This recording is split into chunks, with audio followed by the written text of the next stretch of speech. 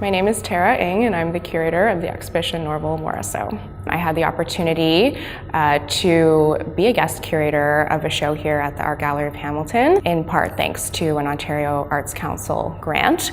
And so I started to explore the gallery's permanent collection, and I discovered that there were over 100 works by Morrisseau, and that most of them had never been exhibited before, and that not much research had been done on them at all, and I thought it would be a perfect opportunity to have a show on his work and to learn more about him for myself.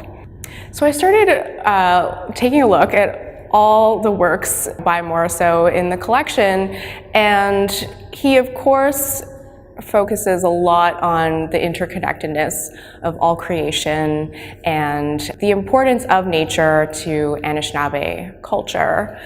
And currently, there are a lot of Indigenous communities in Canada and throughout the world that are fighting to protect their land. And so I wanted to connect Morrisseau's work to these current issues that Indigenous communities are facing. Not only did I start to learn more about Morrisseau's artistic practice, but also more about Anishinaabe culture. And I came to learn that there is a lot of work being done now by Indigenous communities to find ways to practice environmental sustainability through the practice of their traditional knowledge.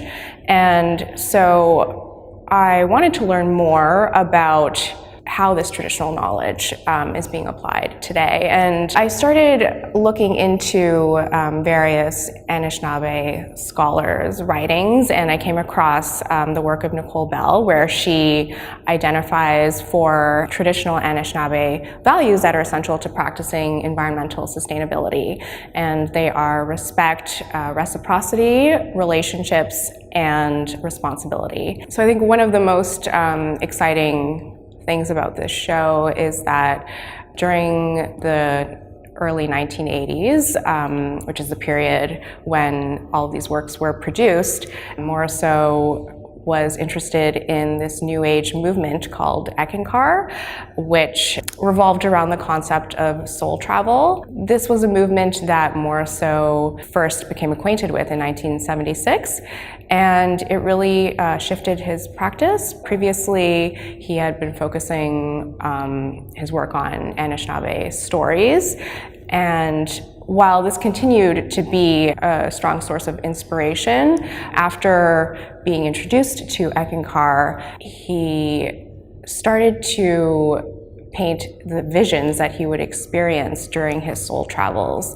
to the astral plane. And so the works in this show are actually these visions that he experienced.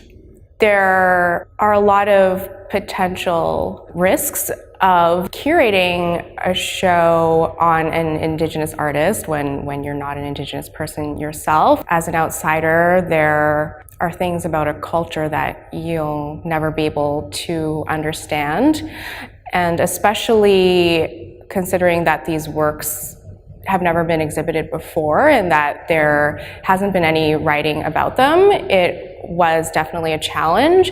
And I wanted to make sure that there were Indigenous and especially Anishinaabe people that I could talk to make sure that everything that I was doing was respectful and not a misinterpretation of Morrisseau's work or intentions in any way, or even a misinterpretation of Anishinaabe traditions.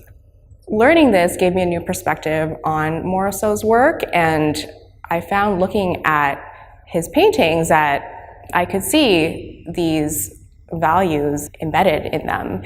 And so I thought it would be a great opportunity to share these values with people who might not know about Anishinaabe culture and to see how Morrisseau's works continue to be relevant today.